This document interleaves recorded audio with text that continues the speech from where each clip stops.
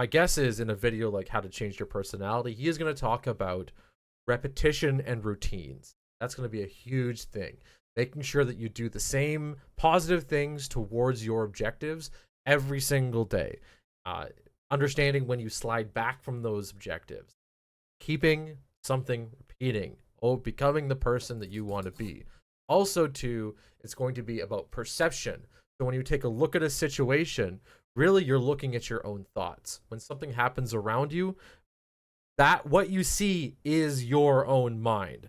So he's going to talk about reframing what you take a look at to represent yourself in a much better light. Because when you have yourself in a much better light, you'll feel much better and be more productive with whatever you're doing. There's probably going to be some other small little markings and changes off of this, but I think, my guess, I think those are going to be the core of whatever he talks about here. In a 17-minute video, we'll take a peek.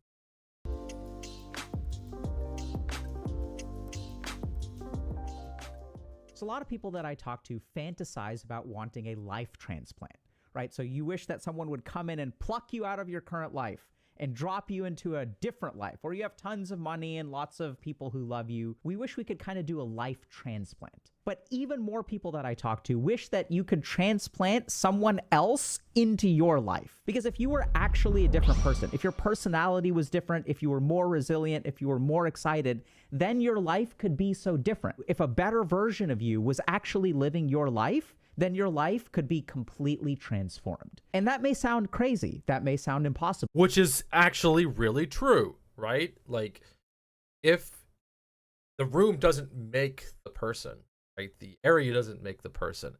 If somebody else had the experience somewhere else, creating their world, creating their own themselves, then if you were to swap yourself out for that person, they would completely change everything. But I think he's going to point out it's a bit of a meaningless statement. It doesn't mean anything because that person's that's never ever gonna happen, and you have to be the person that makes that moment, makes that thing for yourself. We'll see. But we are actually going to teach you how to do that. And it turns out that we actually have evidence-based techniques that do precisely that. So before we get started, we really have to understand what is personality. And a lot of people may think like, oh, personality is just who I am and it's fixed. That's actually not true. We scientifically know what personality is, and personality has three components. The first aspect of personality is the way that we interpret information. The second is the way that we react. Remember, I was saying, interpreting information, taking a look at the world around us, taking a look at what we see, and that being a reflection of who we are. To circumstances. And the third aspect of personality is the way that we behave. So if you sort of think about two different people with two different personalities and we put them in the same scenario, their reactions will be different, right? So if I have two different people who have two different personalities and they both get dumped by their significant other, their personality will determine how they behave in that situation. So one person may interpret the breakup as, I am insufficient as a human being, whereas another person may interpret that breakup as, we just grew into different human beings and we're no longer compatible. It says nothing about me and being insufficient. And this is something that I sort of learned working as an addiction psychiatrist. And when you work as an addiction psychiatrist, you deal a lot with something called personality disorders. These are things like sociopathy or narcissism. And so if we look at people who are narcissistic, we can see how they interpret and react to situations in ways that are different from normal people. Right? So the thing about a narcissist is everything is about them. So even if I win first place in a chess competition, the narcissist is like, I can't believe you did that. You made me look so bad. I got second. From a much more subtle perspective and from my own personal experience with somebody who I think is close to at least being a narcissist, it's very hard to tell, but to understand it, it could be as much as going out to dinner, right? And going out to dinner, if you don't act the way that they want you to act during that dinner, they're going to be mad at you for days, almost. If they do something inappropriate and you disagree with them and you show that you disagree with them and you show to other people, have a good one, Vexcar. See you later. I'm not sure if this is... Yeah, anyways, have a great one. Thanks for coming by, though. Appreciate it. We're going to be doing more Overwatch stuff, too. I know... we'll do some more community games and whatnot at some point. We'll get to it. Thanks for coming by, at least. place, and I can't believe you would do something so hurtful. But yeah, I cannot believe that you would say something like that, and you're like, this had nothing to do with you. But this just ruined everything. Is get first place in this competition that I was competing in. They take these ordinary... That is overt narcissism. Okay, I want to point out, what he's really going is called overt narcissism versus covert narcissism. Overt narcissism is an outright explanation of whatever issue the person has. The covert narcissism is somebody who doesn't say anything, but also is extremely offended by you being successful or setting up something. These circumstances, and they interpret them as a personal attack. And then what happens is that the narcissist, it's not just that they feel that way, right? They also behave in a certain way. So then what they do is they go and talk to you about it and make you feel guilty for hurting them in some way. So they change their behavior and they start to do manipulative stuff. And then if you sort of think about it, why would a narcissist want to make you feel guilty? Because ideally what they want you to do is apologize for winning first place and hurting their feelings. And then that'll make them feel better, right? So I got second place and you hurt me, but if I can get you to apologize, then I will feel better about myself. Now, I don't know what he's going to go into here, but narcissism is a trait that exists in everybody, but it depends on the extent at which it affects you. There are times where you can be hurt by somebody, and he might even point this out in this video, and you really feel like you need an apology or some form of acknowledgement. The real narcissist wants a level of punishment for that not being acknowledged. So if someone says sorry, they don't want you just to feel, they don't want just the sorry to be said. They want to get revenge for the sorry. They want to make sure that that person is like in turmoil trying to figure this thing out. And they won't even be like overtly saying whatever they want. Narcissism is a very, like, we can have relatively actually, I've mentioned this too in the previous thing about a previous section about even Gabe Newell talks about it's getting a narcissistic insult when you take a crowbar, bash it on a wall as a video game player and get no response. Well, that is what happens when someone hurts you and you say something back and you get no response. That is like a narcissistic impulse to force the response out of the person. Now, that's okay. Again, we can have a level to it, but there's a certain extent where people are fully narcissistic, where they're willing to destroy entire social circles just for their own apology. That's a big difference between narcissism and a narcissistic disorder. Hey y'all, I want to take a moment to talk about HG groups. Our group coaching experience here at Healthy Gamer is designed to help people with the weird, but then like, okay, so if that's the case, how do we change that? And so in psychiatry, what we did is develop evidence-based techniques to treat people who have severe personality defects. So we developed certain kinds of treatments like dialectical behavioral therapy, for example, treats people who have borderline personality disorder. There are other kinds of therapies that we've developed for people with antisocial personality disorder. Those are people like sociopaths. People who have dependent personality disorder. These are people who tend to be like really dependent on others. And the cool thing is that eventually we got together and we put together all of this research on all of these specific therapies to fix these particular personality problems. And then a group of researchers got together and asked themselves, okay, what's the common element between all of these therapies?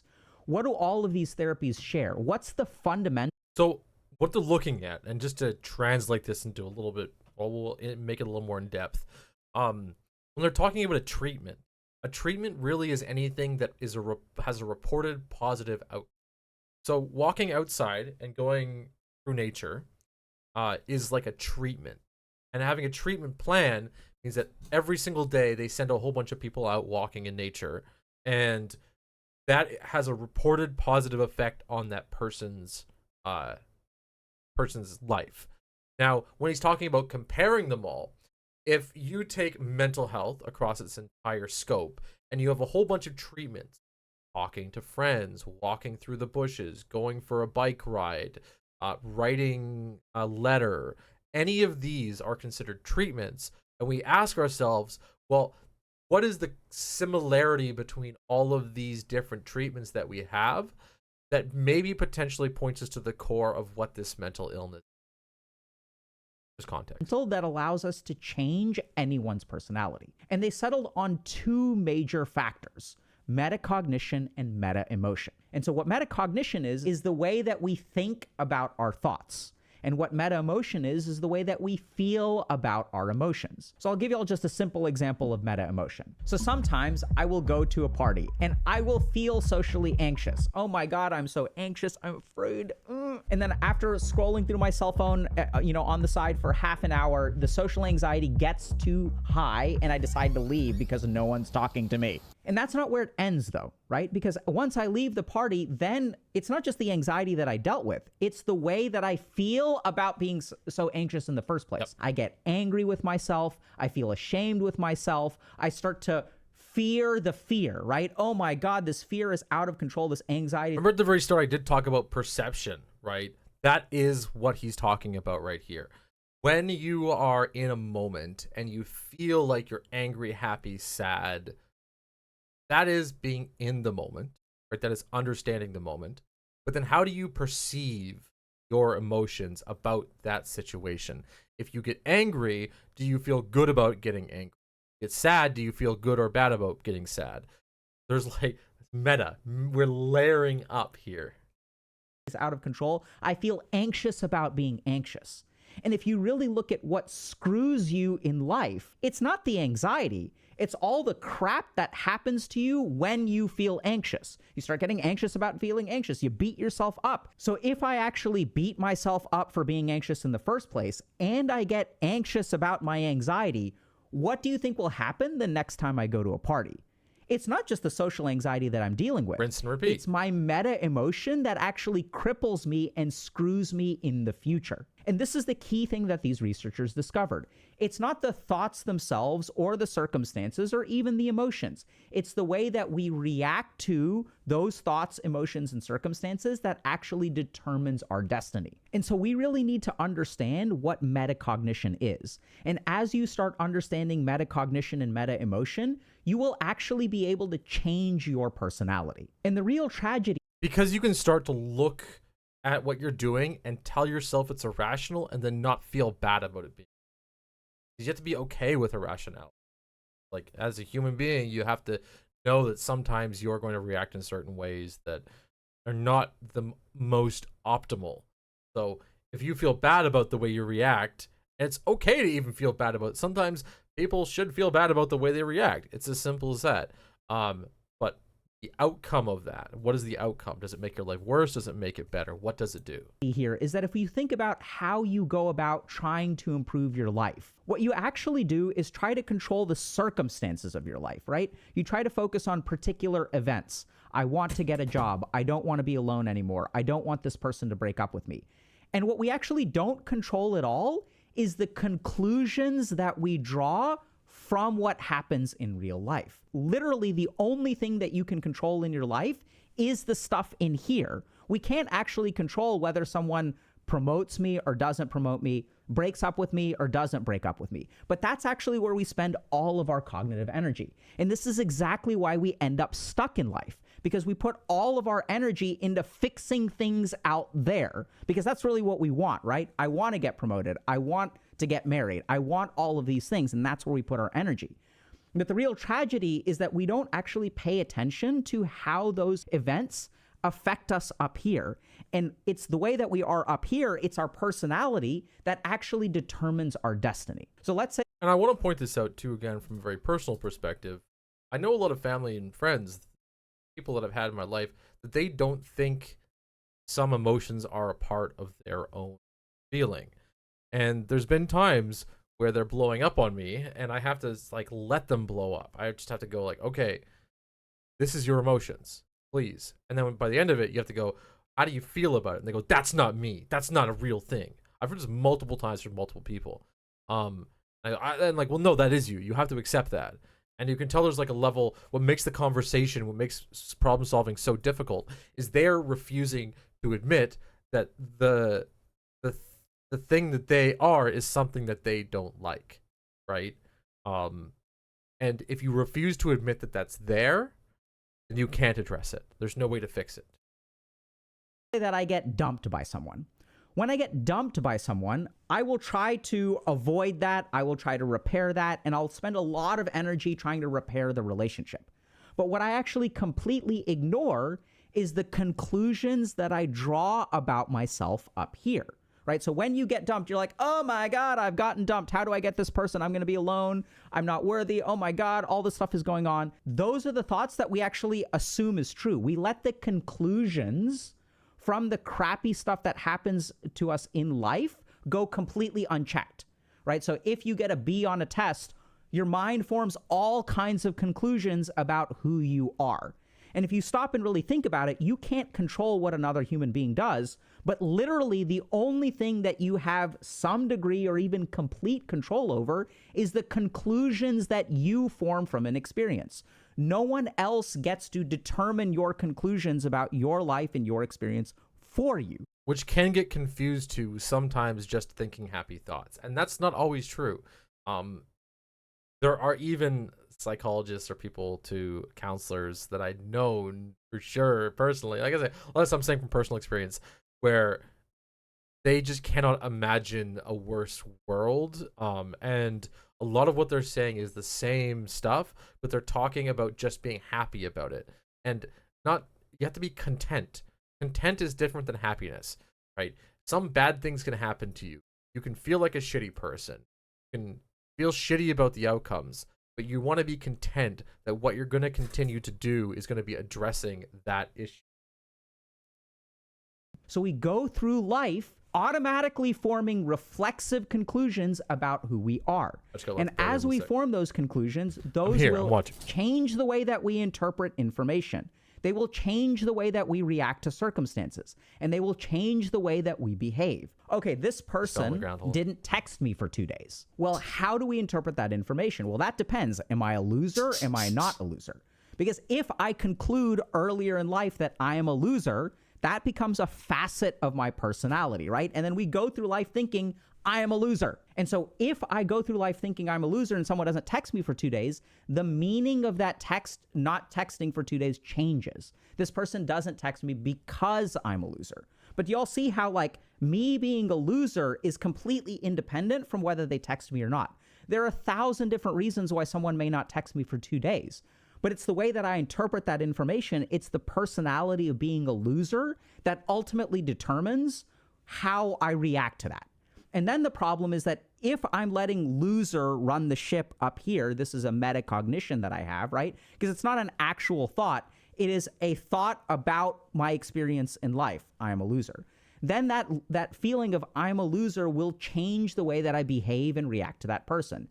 Either I'll try to give them something. Hey, by the way, you haven't texted me in 2 days, so let me win over your affection because I'm a loser and I have to, like, give you something materialistically to get affection from you.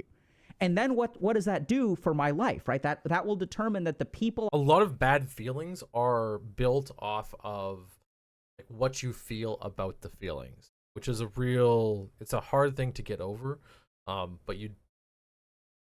Yeah. I don't know how else to say it. It is just a hard thing to get, because if something happens to you that you didn't expect and you didn't feel like something that should happen to you, it's a hit on your ego, right? Ego being the presentation of yourself to yourself. So if you're not somebody who has to dig ditches and then you have to dig ditches, right?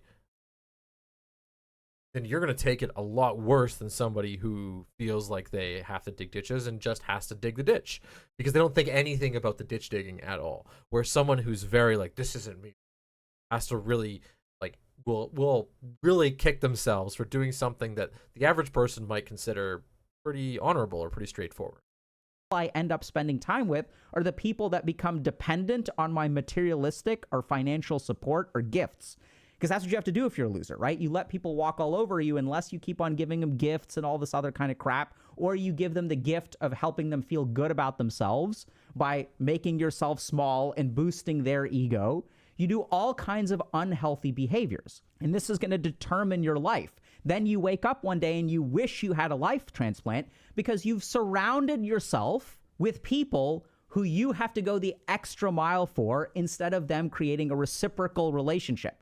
And where did all of that start?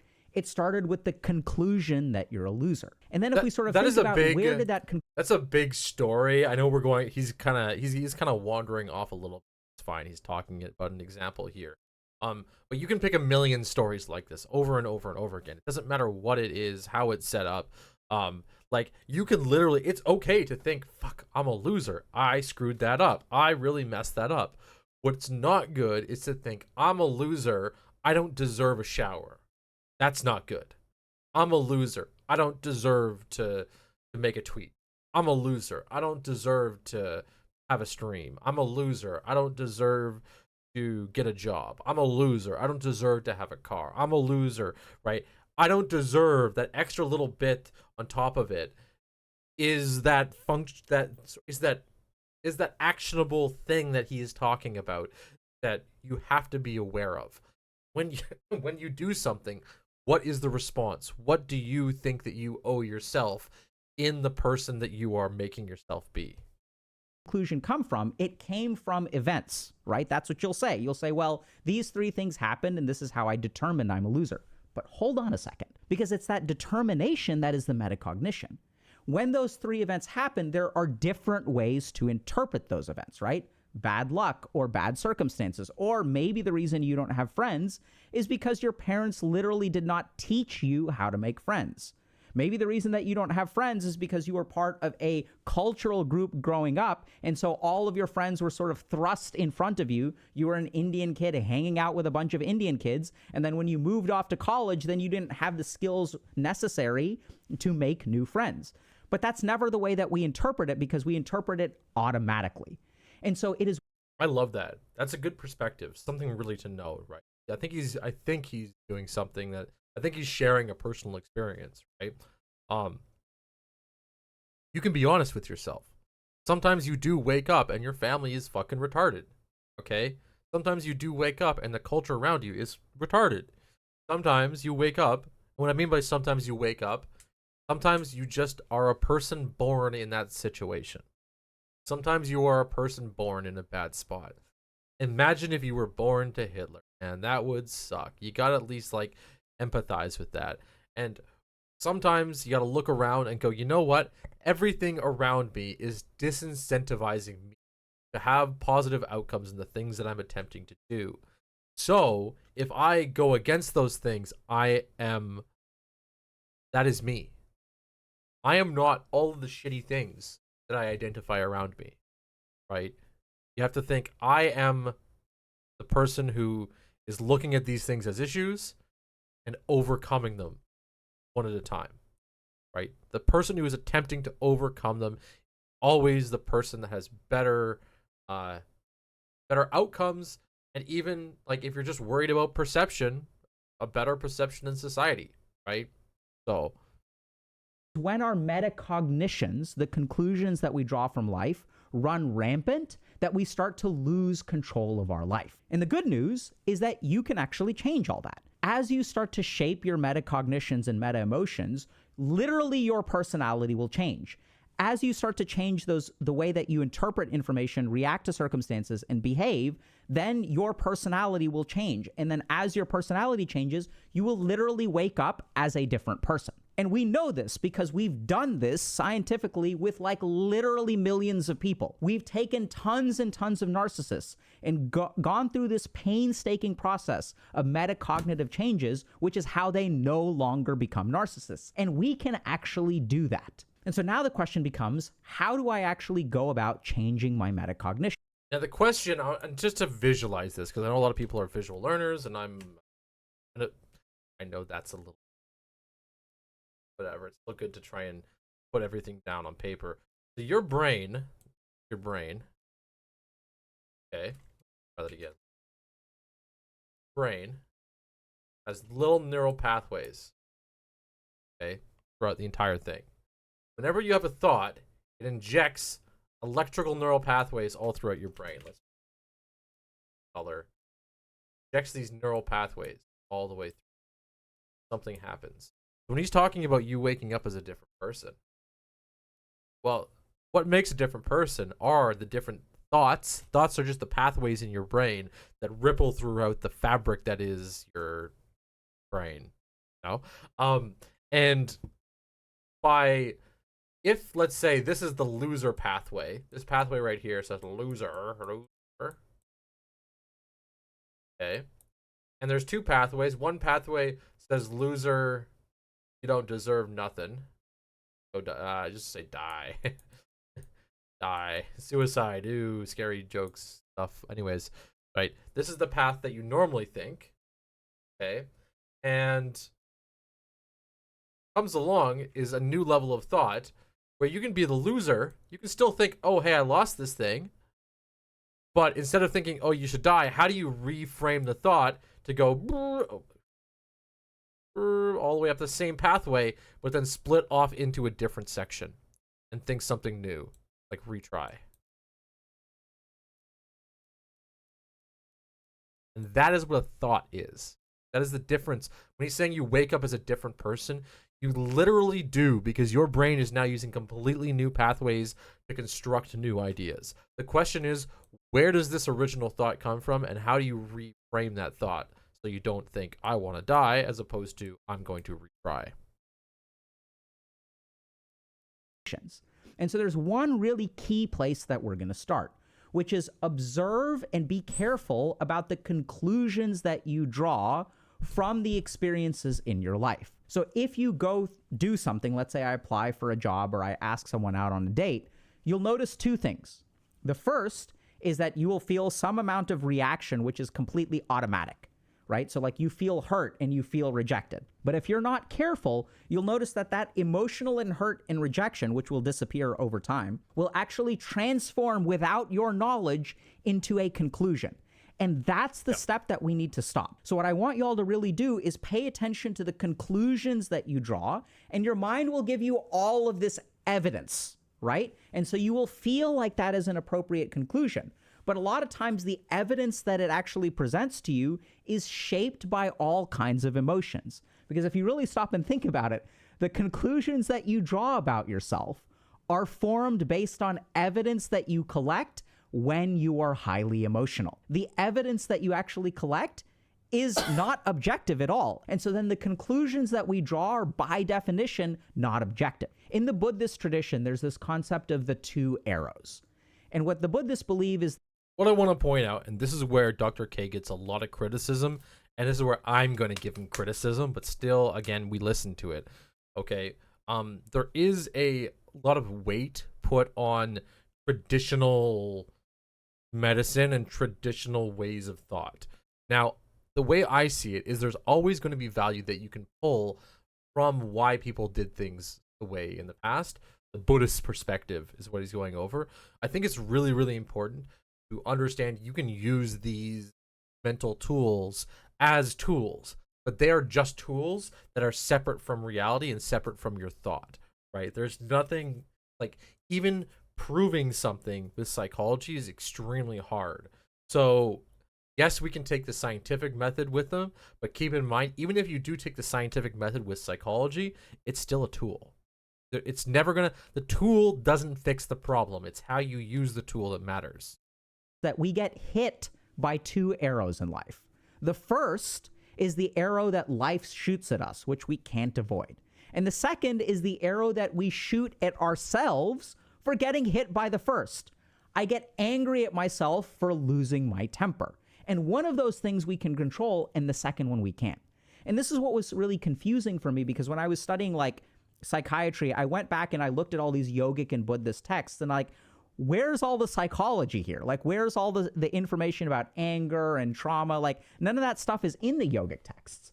And the reason for that is because the yogis actually figured out that you don't need to fix a particular problem. What the yogis actually focused on was metacognition.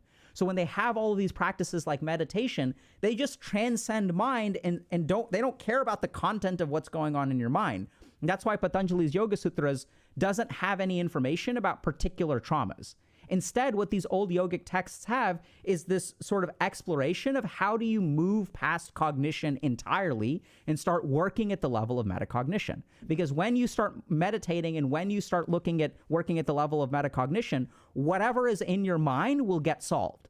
And we see good evidence for this, that a lot of people who start to practice meditation, they'll say that all dimensions of my life are better. And it's like, wait, hold on a second. How is it that sitting there... It has to do with cores, right? Fundamentally understanding the core of what you're trying to do or what you're trying to think can change everything down the line. starting out hot means you end out cooked, right? Starting out cold, you never know whether you're gonna get enough heat to cook the chicken, right? It's you always want to have the right environment. That's the right mental environment to create and do whatever you're doing. And that's what they're focusing on here is why would you worry about the pain and the trauma and the exact thing that you're trying to address when you can step back away from it and ask why you're experiencing that thing in the first place. And observing your mind makes your relationships better, makes your work ethic better, makes you more productive. Like, how does that work? And that's because the yogis are working at the level of metacognition. So if you want to change your personality, it turns out that you actually can. And the main thing that you need to focus on is, instead of trying to fix your life, fix the way that you interpret and draw conclusions from life events. Pay a lot of attention to that, because the real tragedy of life is that we spend a lot of energy trying to fix things that involve other people, which means fundamentally they're not completely, but at least partially out of our control. And then what we end up doing is we ignore all of the conclusions that we draw about ourselves. We don't think about it. We don't work on it. We don't craft the... Something happens and we go, yeah, that's me. That's what happened to me. I guess I'm this person. Not, you don't want to think conclusions that we have about ourselves. And so those things develop automatically, and then they determine our personality. And once they determine your personality, then they'll determine the way that literally interactions get interpreted by your brain. They'll determine your emotional reactions to situations. And most importantly, they'll control the way that you behave. So if you want to forge a different destiny, you need to become a different person. The good news is that that's actually a lot easier, or at least more possible than we realize. And what he means by easier, he just means you can do it, right? There are some people who they think that they're long gone. That's the biggest thing too. Some people hate themselves so much, they just embrace the hate. You don't want to do that. Easier means it's easier than you think. Pretty much it. All right. Well, like I say, I like this guy's message. I like his overall talks. They're usually really thoughtful. Just because I disagree with somebody on one or two things doesn't mean that, they're a terrible person. But definitely it's got a good series of mental health. So it seems to me awareness and other stuff. I've seen him a lot in other people's streams. I've seen him do a lot of mental health stuff with random people, which I know it's entertainment. It's like Dr. Phil in a way, sort of. He's a little bit better than Dr. Phil, but Dr. Phil kind of says the same stuff too, right? So it's like how that message gets out and how it presents to people.